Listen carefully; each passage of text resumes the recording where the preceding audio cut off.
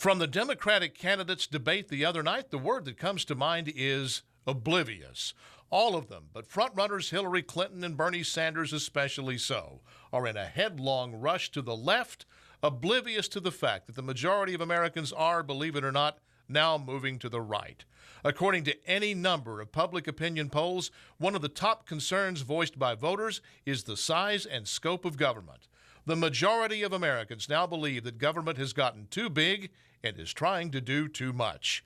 Yet the candidates stood on the stage in Las Vegas and did little other than promise more government, from universal health care to free college for everyone. All of them promised that these New Deal goodies will be paid for by sticking it to the rich.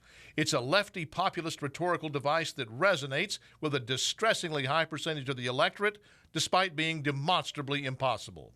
The country is $18 trillion in debt, and a 100% tax on the rich would do next to nothing to pay that debt down. The only hope, however slim and getting slimmer, of getting the national debt under control is to have a robustly growing economy. Dems are remarkably oblivious to the fact that the states and cities that most enthusiastically embrace leftist policy are always the ones with the weakest economies and in the most financial trouble.